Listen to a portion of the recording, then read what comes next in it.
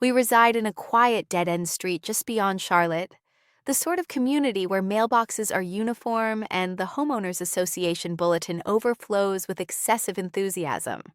Our home is a two-level place featuring a porch rocker that I promised we'd enjoy each sunset, only to largely ignore it amid the chaos of schoolwork packets, lost sports gear, and poultry forgotten in the fridge. Thursday evenings fill the block with scents of grilled meat and fabric softener. Friday dawns bring the forlorn lineup of garbage bins at the roadside. The week my spouse hit 40, the atmosphere hung heavy like damp fabric, while the magnolia trees scattered their fragrance as if celebrating wildly. I'd mapped out something simple: an intimate meal indoors with the children, his preferred bourbon-infused chocolate dessert from my mom's formula, perpetually a tad uneven, plus a pile of handmade greetings adorned with uneven hearts and doodled celebrations. No babysitter reserved. Finances were strained from swimming classes, childcare fees, and that persistent upstairs plumbing issue resurfacing like an unwelcome specter. Still, I'd pressed a linen cloth for the table, and the kids had rehearsed their birthday tune without squabbling over the dance steps. It seemed sufficient. He arrived from the commuter rail in his navy attire that accentuates his frame's width. He handles financial matters in the city center, within a sleek space of transparent partitions, an ID tag on a cord, and data flickering across monitors. The youngsters rushed him at the entrance, clinging to his midsection, the 4-year-old's ringlets plastered to his brow from perspiration. He planted kisses on their crowns and offered me a weary grin. "It smells incredible," he remarked, easing his necktie. "You really didn't need to go through all that effort." "I wanted to," I replied sincerely. "Happy birthday." We dined using our finest china. The 7-year-old shared a rehearsed quip, botched the ending, yet we chuckled regardless. The youngest treated handing the shaker like delivering a priceless treasure. As we savored the cake, a subtle whiskey warmth tingled in my mouth, and I reflected, this evening feels right.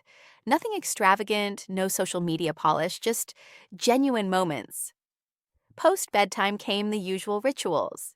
2, no 3, potty breaks, a final drink request, a tantrum involving a vanished plush toy. We positioned ourselves together by the sink in the kitchen. He handled the drying, I the scrubbing. The pane above captured a sliver of darkness and our mirrored images, warm yet everyday, faintly ethereal. He placed a dish aside, coughed lightly, and ventured nonchalantly, "Mind if I bring up a topic without you overreacting?" "Depends on the topic," I answered, brushing away a sud from my finger. He met my gaze, then focused on the cloth clutched in his fist. "A hall pass," he stated, "as my birthday gift." I chuckled, set to rib him over the awkward jest. His expression remained straight. "I'm in earnest," he added hastily, phrases tumbling forth. "Only one occasion, nothing more. It wouldn't signify." He scanned overhead for the right term. "It wouldn't matter. Perhaps it could, who knows, add some excitement. It's common among men, a standard notion." He phrased it as casually as selecting a seasonal special from a menu. I lowered the dish with deliberate care, my fingers numbed and unreliable. "You seek approval to be intimate with another person." I echoed to confirm we'd grasped the identical idea. "Merely once," he reiterated, invoking the hall pass again. "We've shared a decade together. My own 40 approaches. I adore you. I cherish our household. It's merely that—" He gestured vaguely in frustration. "I'm unsettled." The appliance below droned like an approaching aircraft from afar. A previously unnoticed timepiece now pulsed audibly. A wave of absurd tension washed over me, the kind that's utterly devoid of mirth. "No," I declared. "Out of the question." He inhaled deeply, as if bracing for an icy plunge. I suspected that response. He attempted a grin that failed to light his features. Still, I reasoned inquiring wouldn't cost much. "It does hurt," I countered. "The very request stings." Genuine bewilderment crossed his face. somehow more painful than intent harm. We could establish boundaries, he suggested. No feelings involved, purely physical. He waved his digits vaguely, as though the taboo could materialize in the gesture. I'm not implying any flaw in our bond. You're explicitly indicating a flaw in our bond, I retorted, and my tone betrayed a slight mortifying quiver on explicitly. You're expressing a desire for intimacy outside our marriage and expecting my endorsement. I'm expressing that I refuse to shatter everything, he fired back a touch too swiftly. I'm aiming for honesty. I fixed my eyes on the glass, observing our forms overlaid against the obscurity. A pair in a generic kitchen scene. His receding hair, my tied-back locks, the cocoa stain on my cuff. The most mundane form of disloyalty unfolding like a minor incision. This offends me, I stated, and it's repulsive, to be candid. He recoiled briefly, then composed himself. I anticipated your anger. You requested that I endorse my own degradation, I shot back. Well done, I'm furious. Naturally, it intensified. Such dialogues inevitably sharpen into conflict. He claimed I'd transformed since the children arrived, that I seemed perpetually overwhelmed by contact, that our closeness had turned predictable. I countered that predictability bore the label of parenting, and perhaps if he occasionally collected supplies from the store, we might muster more vitality in the bed where we both collapsed exhausted. I figured he was just aiming for straightforwardness. I replied that real straightforwardness would have been admitting, I'm having a tough time, instead of asking if he could hook up with some random person as a birthday gift.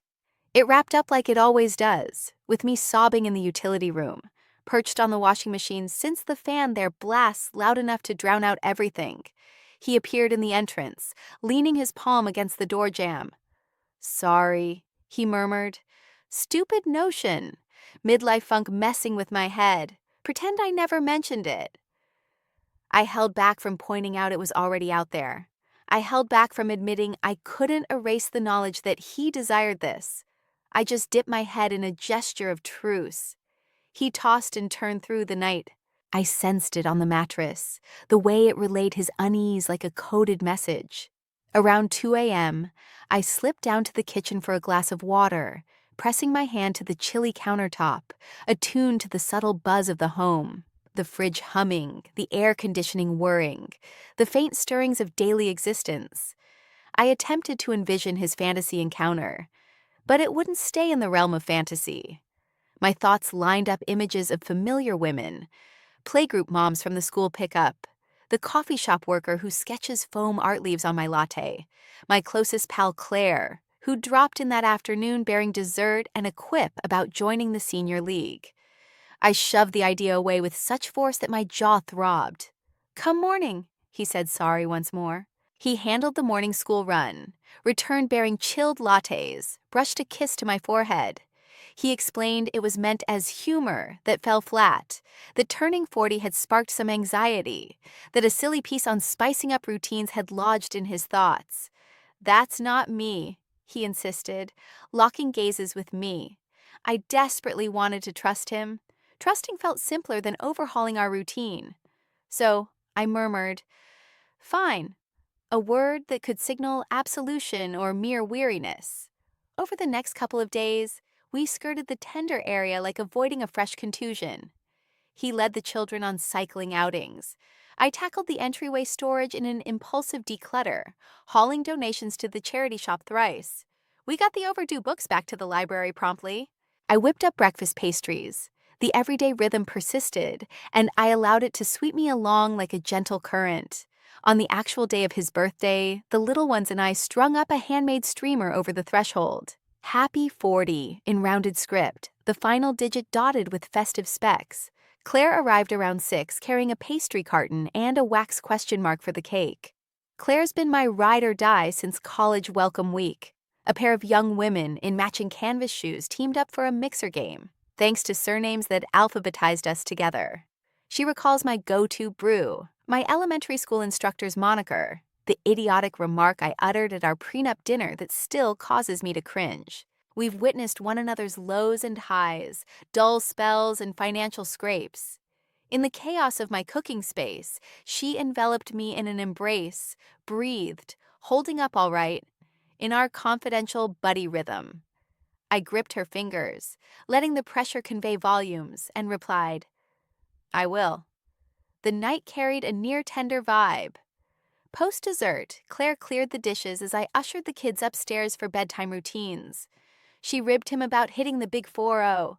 He feigned annoyance with the exaggerated scowl of someone who secretly savors his special occasion. As she departed, she pecked my face and promised a message about the PTA event roster come dawn. I observed her car's rear lights fade into the night, struck by the steady anchor of a confidant familiar with your hidden spots. We settled the children into bed, and he lingered at their chamber's entry, gazing at their peaceful expressions, as if yearning to shrink down and slip into their uncomplicated purity. He appeared more aged than earlier that day, perhaps the flickering glow or the way dimness reveals truths. "It turned out well," he noted. "It did," I agreed, permitting myself the hope that we'd sidestep the foolish request. Monday, just 2 days on, amid the kids' afternoon rest, I settled the TV subscription fee.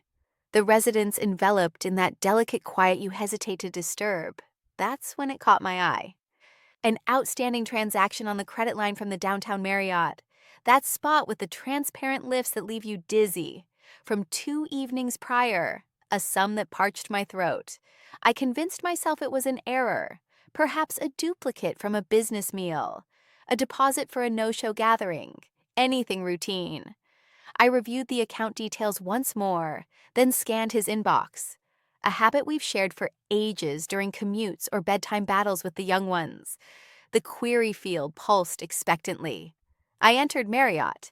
An email surfaced, courteous yet incriminating.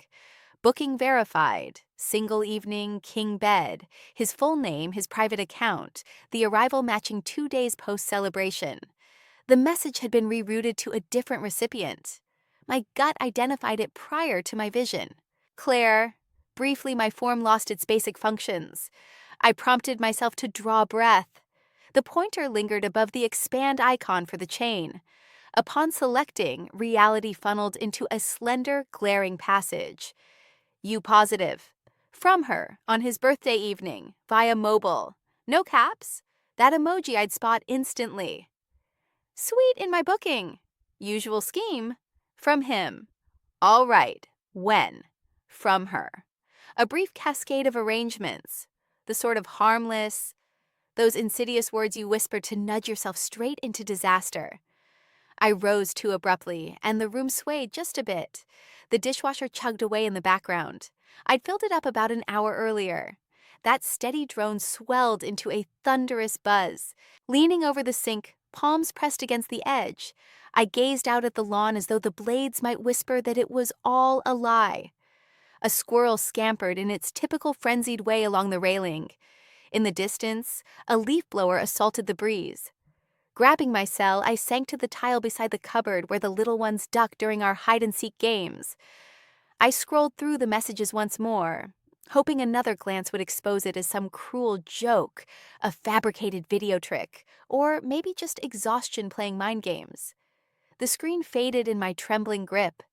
He arrived home at 6:40 that evening, coat draped across his elbow, necktie already slackened. The children rushed him like they do every time, and a savage, guilty impulse hit me.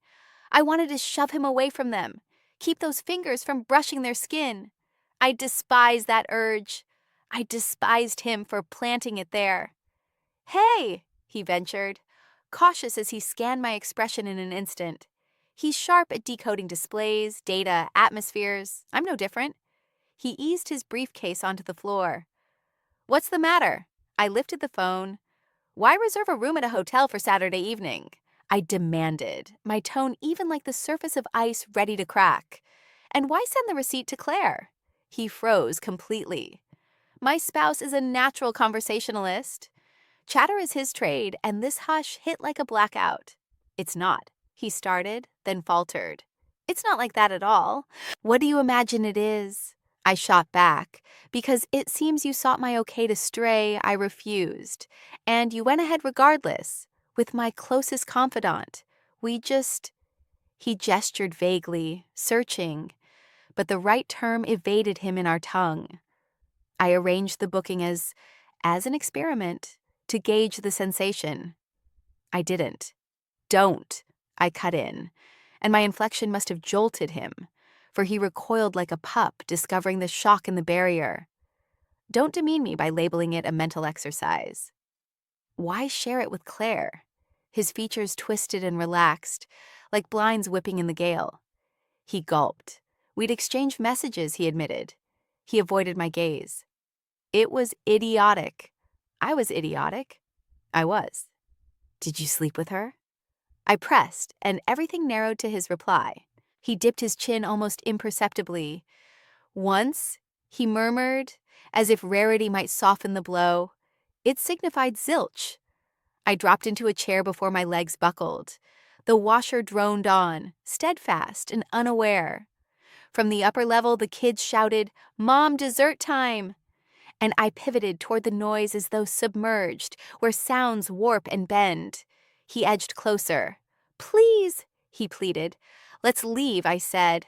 "What? Leave," I insisted firmer. "Pack a suitcase, head to an inn, vanish to oblivion."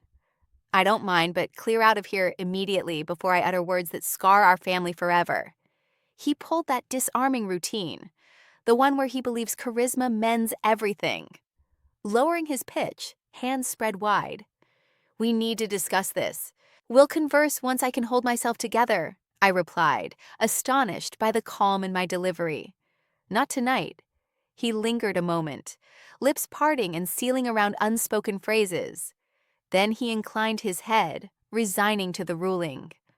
Up the stairs he went, treading lightly, like navigating a dim room to spare a dozing tot.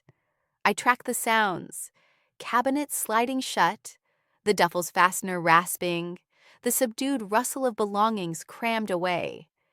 Midway, the youngsters bounded downstairs and tumbled into my lap on the ground, all knobby limbs and eager glee. Treats. The youngest inquired, eyes sparkling bright. "Just 2 berries apiece," I answered, "since boundaries are lifelines." I pressed kisses to their crowns. Their hair carried hints of infant suds, graphite dust, and earthy playground remnants. He descended carrying the satchel, planting pecks on their heads too, eyes sliding past mine. The front door swung open, then latched, and the home reshaped itself in the void he left. Once I'd tucked them in, extended tail, pair of lullabies, a bargain penalty, I settled at the dining table amid shadows, clasping my fingers as if consoling a stranger. My mind wandered to the veranda rocker, our synchronized mail slots, the festive sign still dangling crookedly over the entry with its playful numeral for 0. I recalled the version of myself from 2 evenings prior, right here in this space, counting my blessings. Beyond the walls, a locomotive groaned before surging forward. I pulled out my phone, launched a fresh memo, and jotted 3 lines consecutively, not for a checklist, but to affirm my resolve in my own words. 1. Contact an attorney. 2. Warn Claire to stay away. 3. Hold the children's schedule firm. Afterward, I flipped the device over, stood, and rinsed the pair of berries abandoned on the surface. I devoured them by hand, bite by bite, savoring the tang mingled with sweetness. The verdant tops swirled into the drain. I flipped the lever and heard the grinder transform them into oblivion. When I finally went upstairs, the home felt unchanged, identical to before. The corridor glowed with the familiar dim nightlight. At the threshold of our room, I paused. His half of the mattress was rumpled from where he'd tugged the covers, an imprint like a phantom shape. I lingered there, realizing, tonight's when the narrative shifts from present to past. Then I slipped under the blankets on my side, pressed my cheek against the chilled edge of the pillow, and fixed my gaze on the clock's glowing digits until they smeared duplicated, and lost all sense. Sleep evaded me, yet I held together. For now. The day after I told him to leave, the place acted as if everything was normal. The brewer hummed along. The feline hurled herself against the cupboard, sensing exactly where the snacks hid. The children shuffled downstairs in their cozy sleepers. Locks tousled like shocked wildflowers. Habit wrapped its soothing grip around me and steered me onward. Porridge. Overdue book from the library. Where'd I leave my shoes? Stop slurping from the dish like a dog, please. I assembled their meals with the detached poise of an actor on a replica of her existence. I jotted cheese unless apple too on a sticky note and affixed it to the surface just to reassure my mind. As I fastened them into the seats, the 7-year-old glanced up. "Daddy's still at the hotel," he inquired, as if we'd scheduled a break without mentioning it. "He's crashing with Grandma and Grandpa for a spell," I replied steadily. "Adult matters to handle. You're secure. We'll manage." He bobbed his head deliberately. The toddler wondered if that entitled her to double tails at lights out. "Sure," I agreed. Occasionally, honesty arrives in bite-sized, workable pieces. Once back, I fired up the computer and entered Family Attorney nearby, with fingers shaking enough to warp the keys. I selected the practice with the most straightforward site. Nothing flashy like gavel icons or gilded vows, merely tidy lettering and the line, "We'll outline your choices." I dialed. A front desk voice, cozy as a knit sweater, slotted me in for later that day. Prior to heading out, the chime sounded. I recognized the visitor via the app without looking. Claire, bundled in a hoodie and joggers, ponytail askew on top, gaze already misty. She clutched a container, like baked goods might mend the rift she'd scorched. I hesitated to answer. We faced off across the barrier of space and reinforced pain, our misty outlines almost touching. She silently formed my name. I unlatched it, unwilling to let the exchange spill into the block's social feed by dragging it curbside. "Let me in," she pleaded, tumbling into the entryway. "Just hear me out." Her fabric softener wafted over, zesty citrus laced with luxury. I eyed the plastic tub. "Cake." She released a choked chuckle that teetered toward a cry. "Brownies, I wasn't sure what to offer." "You could have handed back my world," I stated flatly, the words landing like truth. We settled at the dining nook where we'd settled accounts, plotted gender reveals, and once brewed a punch that left a subtle rosy mark on the tabletop. She launched into words rapidly, the panic of impending quiet after admission. He had vented to her about the children, the daily grind, sensing erasure. She'd urged him to discuss it with me. He'd probed if I might bend the boundary someday. She'd brushed it aside at first, until the dismissal faded. "He claimed you were warming to the idea," she confessed, staring at her fingers. "Said you'd hinted at possibly." A bitter edge caught in my throat. "So he deceived us both." "Yeah." She dipped her chin too quickly, strands escaping their hold. "Or rather, I can't say for sure. But I was grown, I chose. And I picked the absolute worst path." Her inhale stuttered. "I loathe who I am. I'll carry that disgust forever." "You should," I replied, mercy nowhere in reach. She shared details unbidden, the messages, the dread of stepping toward doom yet proceeding. A bland lodging like countless others. How she'd nearly backed out on the lift and pressed on. "It happened just once," she insisted, and right away I sensed the warmth of everything I'd torched. "Not solely yours," I countered. "I get it." She crumpled inward, and oddly, a flash hit me of styling her tresses in the venue's restroom on my big day, her balancing on her toes for the view. I shoved it aside like rising vapor. "What went through your head?" The query emerged unfiltered. I anticipated no reply that would soothe. She offered several that fell short. Isolation, a split that had carved her empty. The foolish allure of desire from someone privy to your every quirk, since he dwelled in the space holding your spare brush. Nothing rang as payment I'd redeem. Should I declare myself monstrous? She ventured once, fury flickering through the sobs, as fury often shields the void. I'm ready. I committed a awful mistake. I reclined in my seat, sensing it tip onto its rear legs before crashing back down. Get out, I told her, and stay gone. Her gaze locked onto mine. I'd supported her softly during splits, botched dye attempts, a relocation that drained her savings, her mom's illness reveal, and that chaotic week when her heater burst and ruined her computer. Our bond stretched over years of compassion, woven like a patchwork blanket. She regarded me as if I'd slashed through it with a blade. All right, she murmured, if that's your wish. It is, I replied. It's essential for me. Ew.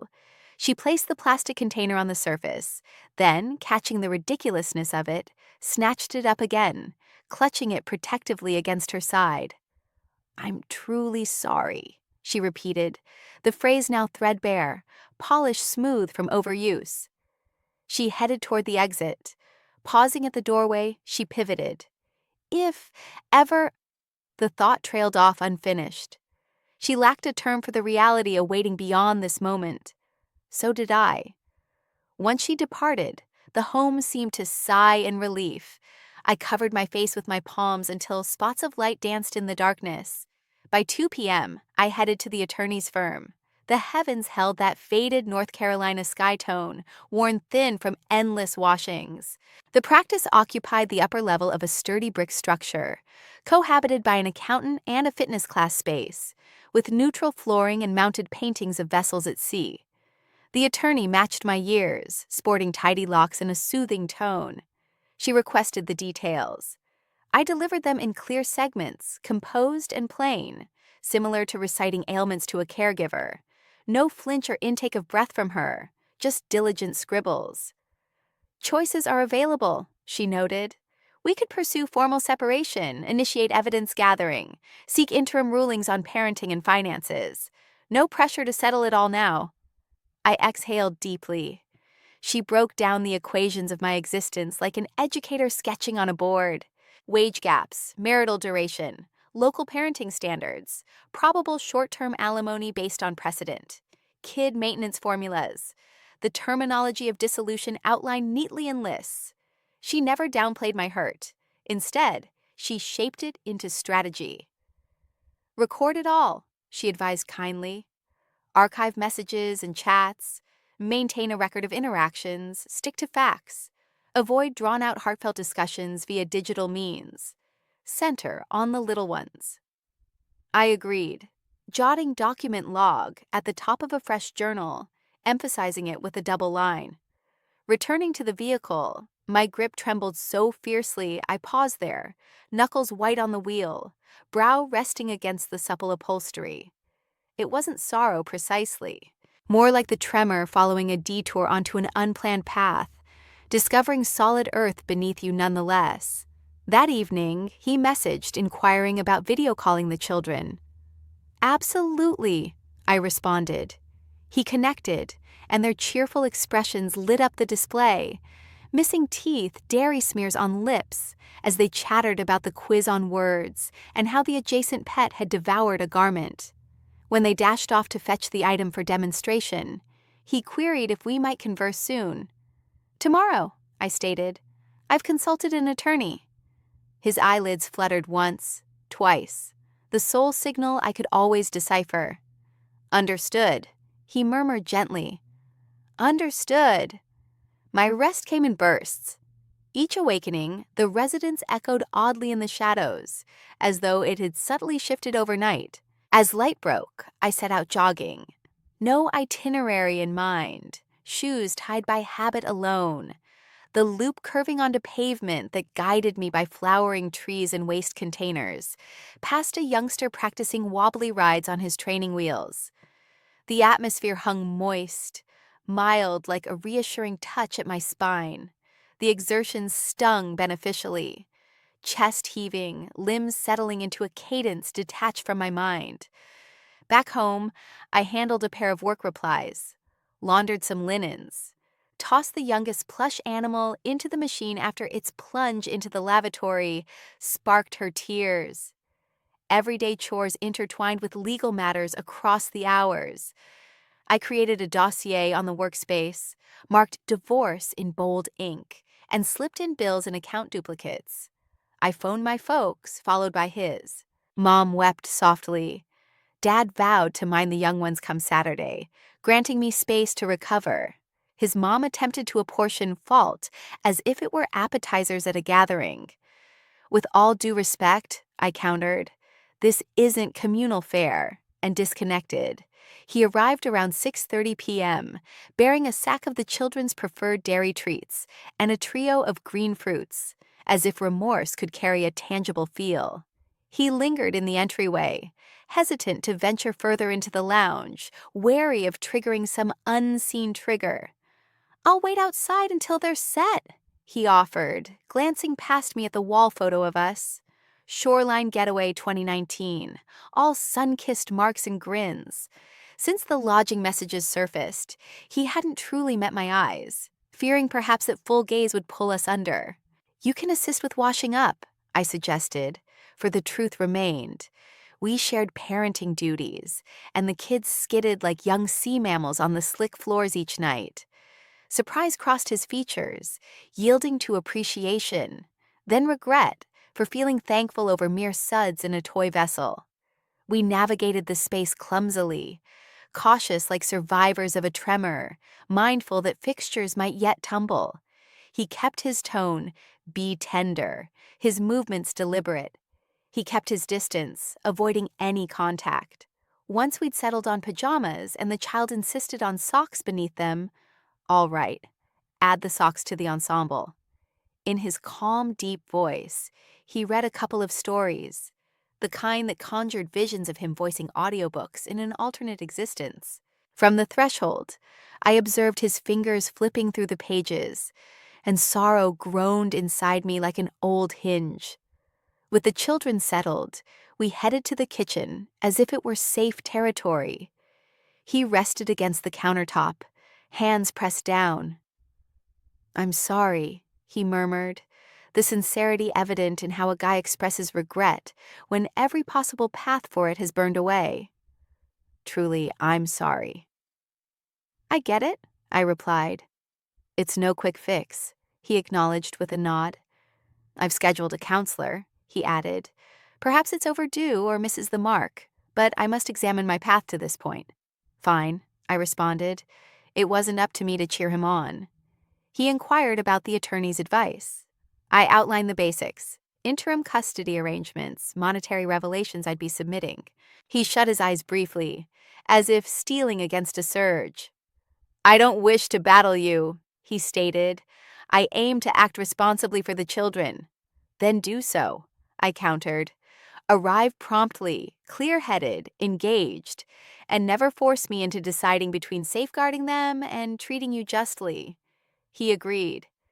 "Could I pick them up after classes tomorrow? We could head to the park." "Sure," I said, "from 5 to 7.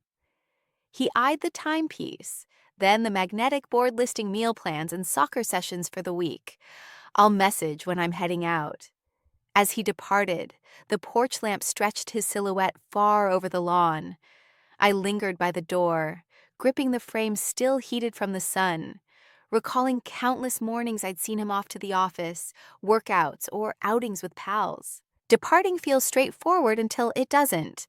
By week's close, we'd established a routine I hadn't selected, yet one I could endure. On Tuesday, he treated them to frozen treats, bringing them back buzzing with energy and grins. I consulted the lawyer once more, inking documents I'd never foreseen. He relocated to a modest apartment close to the trail. I marked the kids' overnight bags with dads in permanent ink, reminiscent of camp labels. I launched a spreadsheet to regain some command over my schedule. Friday morning, post drop-off at school, I veered into the nearby church parking area and sobbed intensely, pressing my brow to the wheel. Afterward, I dried my cheeks, returned home, and jotted a shopping list since we lacked detergent, fruit, and those crisps that prevent chaos during the late afternoons. I messaged the parents' thread from the class. not Claire's group, another circle, and mentioned I'd welcome additional rides this month. Soon, 3 responded with icons and openings, while one discreetly sent $50 via app for takeout evenings.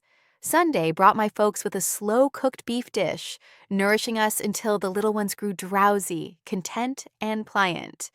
On the sofa, Mom stroked my hair as she had at 11, reciting Little Women till the words swam. Dad tackled the sink with vigorous clatters, his frustration evident in a father's futile bid to mend things.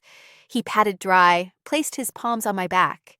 "You can't summon courage every moment," he advised, "just for the immediate one."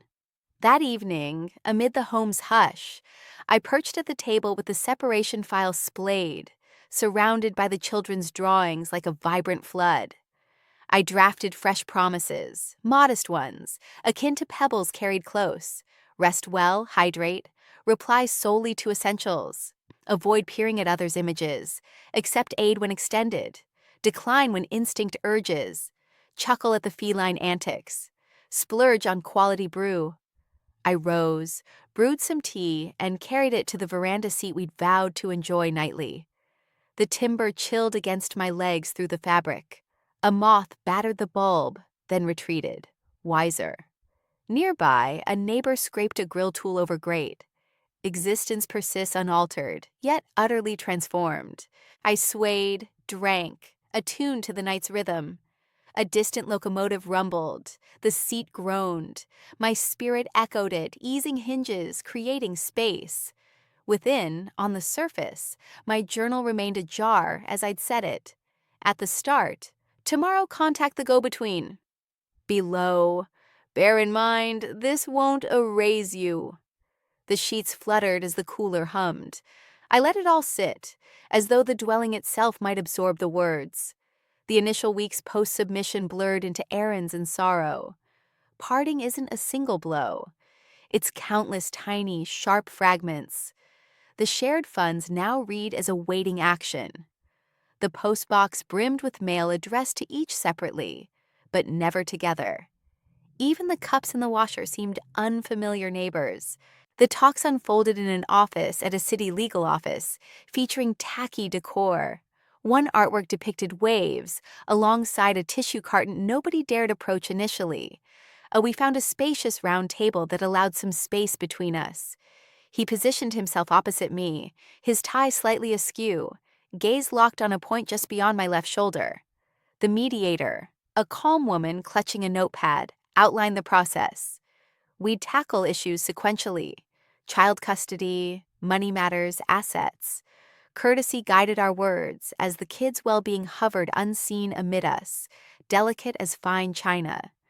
We negotiated a visitation plan, swapping weekends, midweek meals on Wednesdays, and evening check-ins before lights out. We settled on support payments and shared healthcare expenses. Whenever he murmured assent or nodded agreement, fatigue laced his tone. I responded softly, echoing the weariness within me. Departing the session, we resembled weary travelers who'd lingered too long in a terminal, drained, courteous, heading separate ways. Returning home, the children adapted in that resilient, jagged, poignantly straightforward manner only kids possess. Without any nudge from me, they began referring to his place as Dad's house and ours simply as home. In their colorful drawings of family scenes, they sketched dual kitchens. Occasionally, the youngest would wonder aloud if I'd ever claim a dad house of my own. I'd grin and reply, "This setup works fine for us right now." I constructed daily habits like sturdy supports, dawn jogs, school runs, office time, after-school treats, evening baths, and tales at tuck-in. On kid-free days, I'd draft pieces for customers and linger in cafes until my computer powered down, then stroll the pathway by the river to watch the current flow. Therapy sessions became my weekly anchor on Thursdays, a private sanctuary in my schedule. My counselor guided me through the tangle of remorse, resentment, and those faint strands of ease I hesitated to acknowledge. "Being perfect isn't required to parent well," she remarked one day. I jotted it down on a sticky note and affixed it near my workspace. Challenges arose, of course. Evenings when the little ones returned irritable and oversugared, testing my temper. Dawn spent idly browsing his updated online presence, despite knowing better. A negotiation meeting where a minor festive dispute escalated, leaving me in tears in the lot outside. Recovery, I discovered, resembles a winding path more than straight steps. You revisit familiar landscapes, yet ascend a bit each loop. Bright spots emerge too. The afternoon I caught myself immersed in the day without dwelling on their past hotel encounter. The breakfast when my eldest dissolved into giggles, spraying milk from his nostrils, and I joined in the mirth rather than fixating on the vacant seat. The message from a client boosting my fee. The inaugural evening on the veranda rocker post-bedtime, where exhaustion blended with serenity. Grandma visited frequently, offering her serene reliability. She'd tidy clothes as I prepared meals, tuck treats money into the children's hands, and share tales of enduring tough times. Just keep stepping forward, she'd advise. Before long, you'll have traversed the road. Come spring, the kitchen calendar bloomed with a mosaic of class activities, his collection slots, my project due dates, and a fresh entry, a getaway to Asheville for just us three. We trekked to a cascade, devoured flapjacks outsizing our dishes, and fashioned a chic canopy in the lodging. As they dozed beneath it, expressions relaxed and trusting. I perched on the mattress side and sensed I no longer yearned for the bygone days. Instead, we were forging fresh paths. On the drive back, peaks fading in the mirror, the youngest inquired if this signaled our full recovery. I explained, "We're improving. That's a distinct journey." He bobbed his head thoughtfully, then requested flapjacks for supper. Arriving at our lane, the veranda seat swayed gently in the wind. I turned the key, hauled in the travel sack, and felt the residents breathe easy once more. Full restoration lay ahead, for the space and for us. But it belonged to us all the same. By summer's arrival post-split, the sharp pain had softened sufficiently for clear thoughts to surface. The children and I had settled into a steady beat. Classes, jobs, exchanges with their father, little customs weaving our routine. Evenings, once they slumbered, I'd settle at the dining counter with my device amid the fridge's soft drone and create, not to crowd every moment, but since professional pursuits were the sole area expanding with my effort. Opportunities multiplied. Referrals and pieces I'd penned on independent work drew fresh gigs. A family blog, a modest tech firm, a charity group. Bills swelled, intervals shrank. I ceased viewing myself as a straggler and began presenting at parent gatherings as an author. The initial occasion, I braced for raised brows. None appeared. On evening solo, I signed up for yoga at the local hall. Early sessions left me trembling in each stance, thoughts whirling. Yet by week 3, I balanced in tree without swaying. Rooted there, limbs extended, eyes on a wall mark, a subtle steadiness reignited, not merely physically, but across my world. I compiled a roster of modest goals I aimed to, things I'd meant to get around to, but kept delaying. Refresh the living room walls, grow some tomato vines, haul the children out for a camping adventure, catch some live tunes once more. Gradually, I crossed each one off my list. The rooms took on a gentle gray hue. Those tomato seedlings claimed a patch of the garden.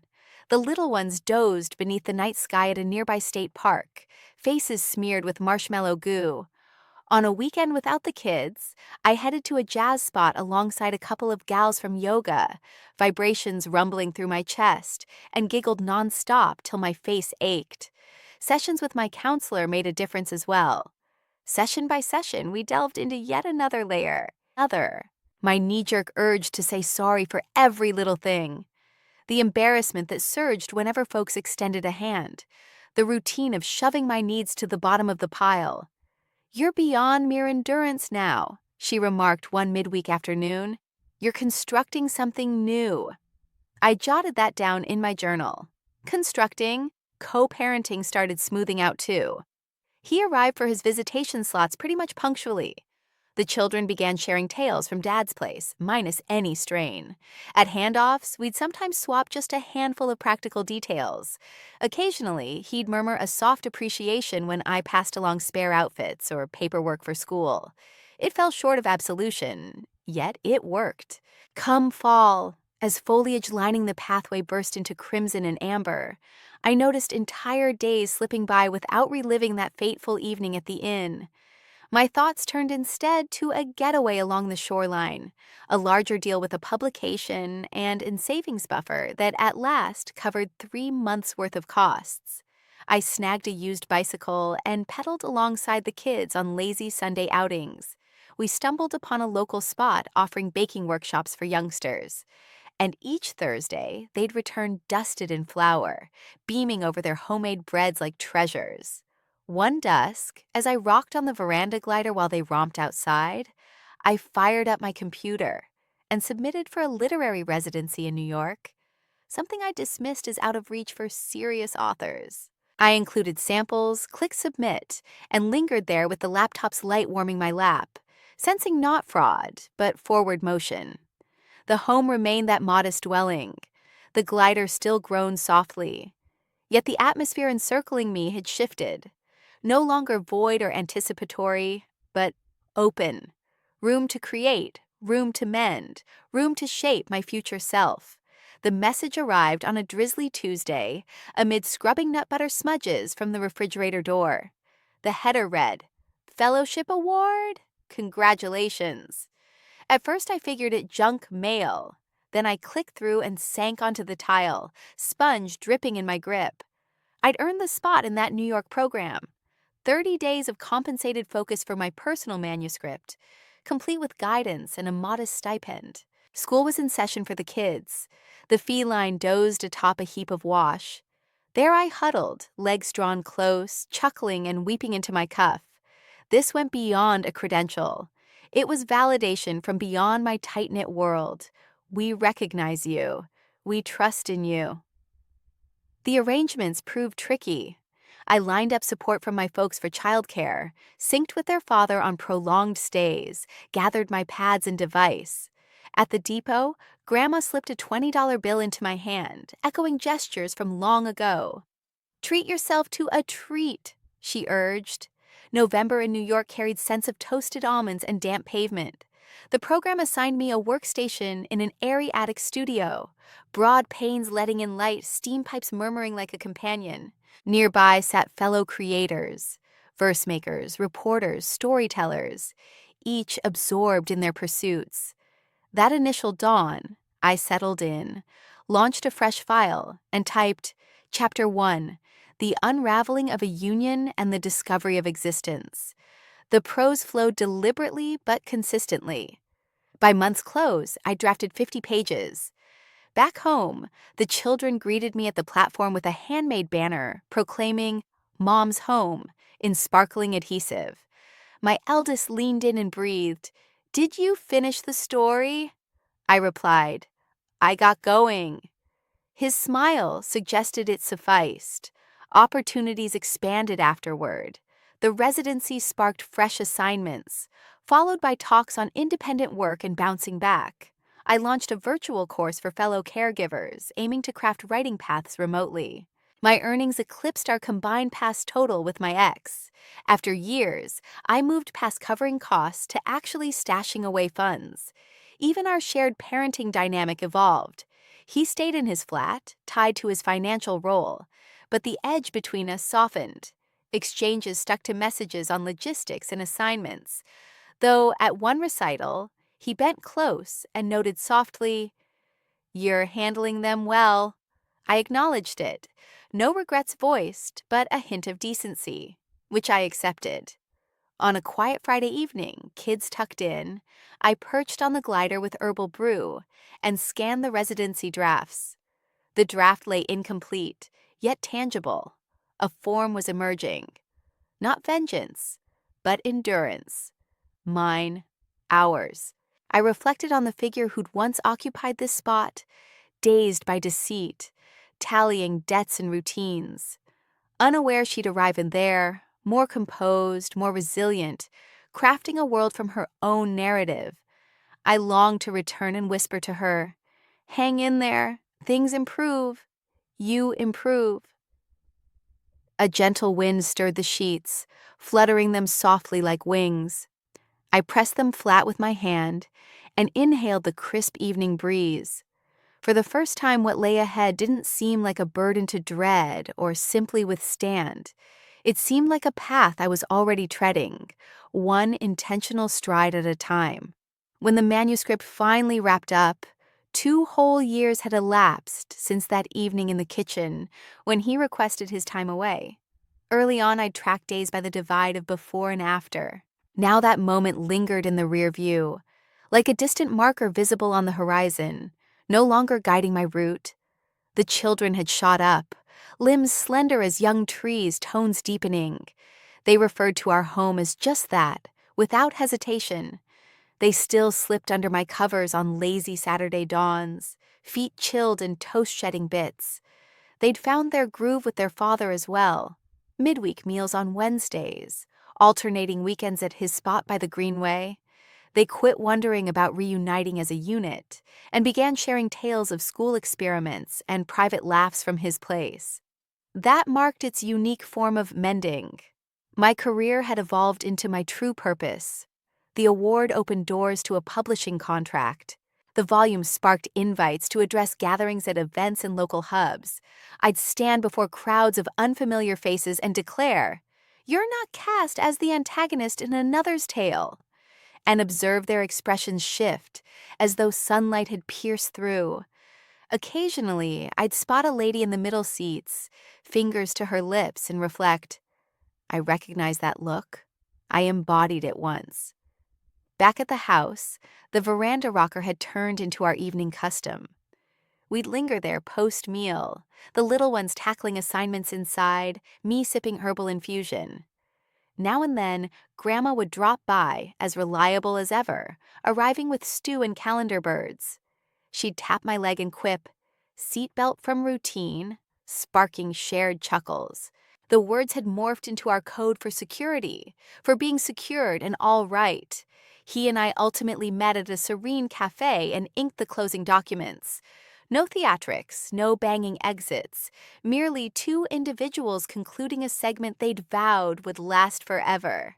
He expressed regret once more, this round sans justifications. I heard him out, not for my sake, but as his responsibility to shoulder. We discussed the children, timetables, holiday arrangements. We skirted the history. It wasn't a reunion, yet it sealed a close. The afternoon the dissolution notice landed in the mailbox, I whipped up flapjacks for supper, just as the kids had wished during our Asheville getaway. We dined at the counter with its tilted platter and stray coloring tools from study time. Later, I settled into the rocker with my notebook computer and launched a fresh file. The pointer pulsed steadily. I began to key in. This isn't a tale of absence. This is a tale of creation. I glanced about my modest dwelling, the neutral hues I'd applied solo, the vine tomatoes tumbling across the garden, the pile of drafts atop the surface. The existence I inhabited now diverged from my blueprint, but it belonged to me wholly, assembled stone by stone from decisions, tough stretches, and quiet delights. The youngsters emerged bearing frozen treat dishes, nestling close. "Finished your novel?" The littlest inquired. "The initial one's complete," I replied. "Perhaps another to follow." "Theme?" The elder probed. I grinned. "On the chapters that unfold once you assume the ending's arrived." They nestled in, tacky and cozy, the seat groaning beneath us all. The heavens above the dead-end street blushed a gentle Carolina rose. In that instant, all appeared routine, yet freshly vibrant. I drew in a full breath, recalling the young woman who'd perched here long ago, jotting survival plans. I yearned to assure her, "Survival's behind you now. You're truly thriving." And after years, I trusted it fully, enjoyed the tale. And from which town are you tuning in? Connect below in the replies. If the narrative resonated, consider a super tip to help me share more pieces like it. Grateful beyond words for your kind backing. Eager for your thoughts on the piece. On display are 2 fresh personal accounts I suggest checking out. My feed holds plenty more. Hit subscribe so you don't miss any. Catch you for the upcoming account. Warmly and respectfully.